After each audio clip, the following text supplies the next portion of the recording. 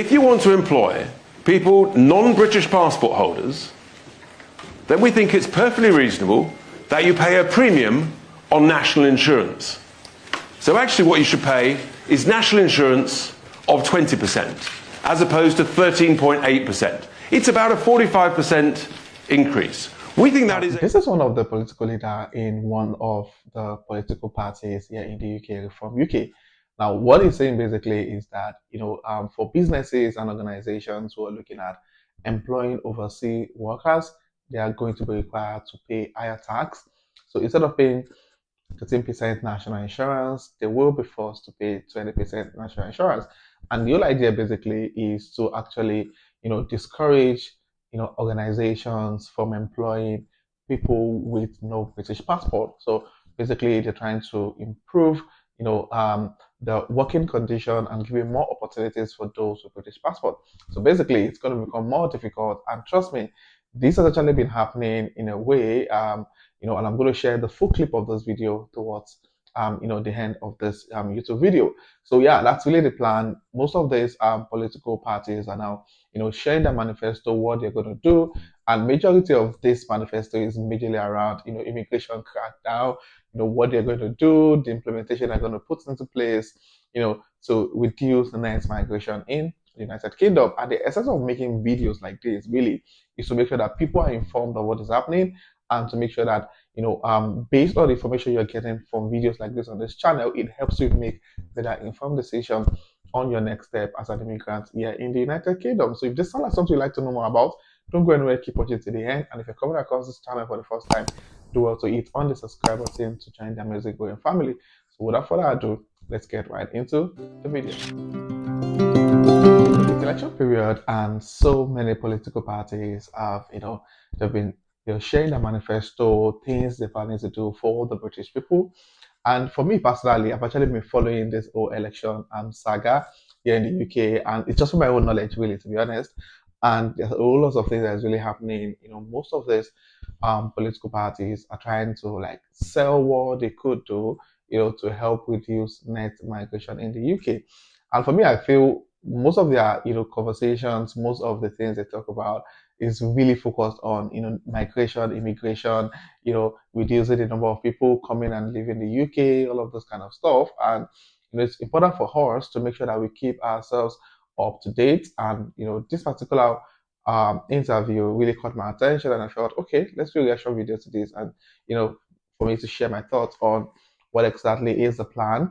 And Reform UK is one of the political parties here in the UK, and according to their political leader, is making so much emphasis on the fact that organizations in the UK, big corporate organizations, need to focus more on recruiting, from the UK, recruiting local workers instead of relying on foreign workers, and in a way to help these big corporations or these big organizations make that decision to recruit from the UK. They're trying to increase their national insurance. So most of the big corporations in the UK pay 13% on national insurance, and in a way to make them stick to employing local workers, the planning that if they get into power, they are going to be increasing if you're going to employ foreign worker, overseas worker, and they also emphasized on employing people without British passport.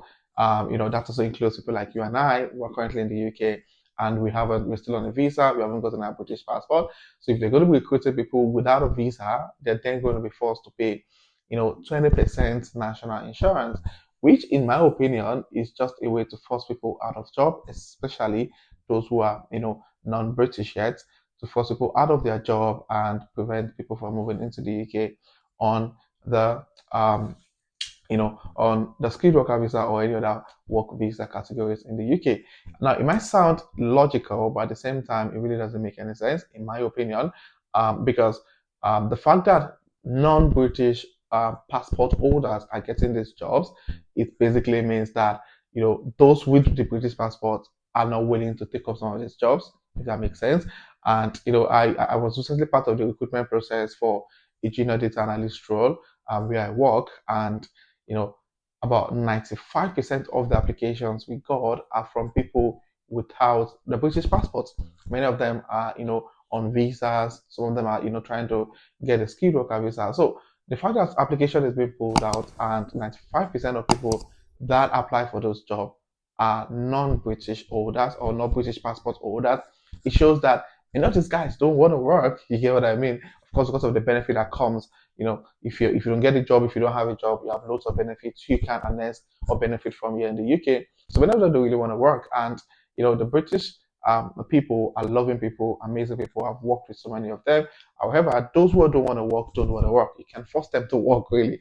So like enforcing, big corporations to now pay more tax because or more insurance, national insurance, because they are trying to get the best mind, the highly skilled individuals to take up the jobs that the British people don't want to take. It's actually ridiculous in my own personal opinion. But anyway, and this is really happening already. I know quite a number of people who got job roles with some of the big fours in London, and I heard about one of them that he later got after he got an offer with the employer. He got an email a couple of weeks back to say that they wouldn't be going ahead with the employment, and the reason is because of the increase in salary threshold. So apparently, the job he got, the salary for that job is not up to the amount that you must be paid if you're trying to get a skilled worker visa here in the UK, which is about 38,700, and I think his salary was 36,000. So yeah, he had to, he lost that job opportunity to work with one of the big fours in the UK because of the increase in salary threshold.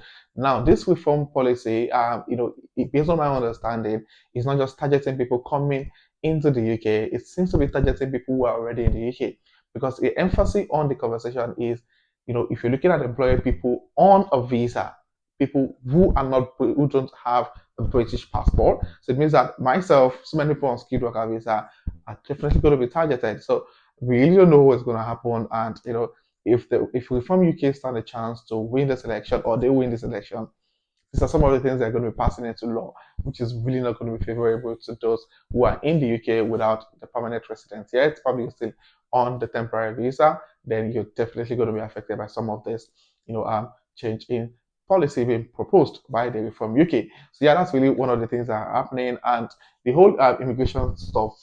Many people are thinking, oh, this is only for people who are just coming into the UK. Trust me, people already in the UK are also feeling the heat. I've got someone who, currently work as an engineer with a particular company, and she was working with them while still on the um, graduate road visa, and they promised that they were going to sponsor her towards the end of her visa, of her graduate road visa, and which they actually, had it in writing that we're going to sponsor you, don't worry, and all of those stuff. And a couple of months later, she, just towards the end of her postgraduate program and postgraduate, route, and she had a conversation with HR. Oh, yeah, you guys promised you're going to sponsor me when I'm almost ended my graduate visa. It's almost here. What do we need to do? What do I need to provide? How do we go about the whole application? And she was told that, oh, sorry, your salary, because of the new salary threshold, we won't be able to sponsor you anymore. And because this agreement was in writing, they had to compensate. I think they paid her about 4 months' salary, you know, before they, forced her to resign. And yeah, that was how she had to move to care visa. At the moment, she had to like get a care visa because I got a two visa at 3 months left, and now she's on care visa. Now this is from someone working as an engineer to working as a carer because of the salary threshold. The organization was willing to pay her off, for how many months salary, but they are not willing to sponsor her visa. Which to me is just ridiculous because not that they are not willing to sponsor, they're not willing to increase her salary to match the new salary threshold requirement, which is, in my opinion, is really ridiculous. But anyway, she got compensated with about 5 or 6 months salary in advance while she, left the organization. So a lot of things that really happen that people are not really talking about, and these things can really be, sad sometimes. But to be honest with you guys, that's really the reality of things at the moment. And when it comes to getting a job, you need to make sure you're highly skilled. Now, I say this a lot. Most people are like, oh, why are you always talking about being skilled? Trust me, if you have the skill set that most people don't have, it makes it difficult for you to be kicked out of a job. Just imagine you're a software developer. How many people can actually, carry out software development successfully? So it means your job is going to be secured in so many ways. And don't tell me about AI. Definitely, AI is not replacing anybody's job in tech. Trust me.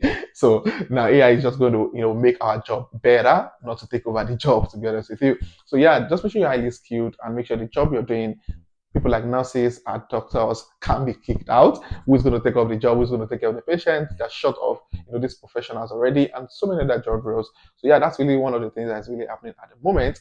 And if you like to watch the other full clip about this announcement made by from UK, then you can watch this video. So what we need to do is we need to incentivize business to say, actually, if you want to employ people from overseas, that's fine, but you've got to pay a price for it.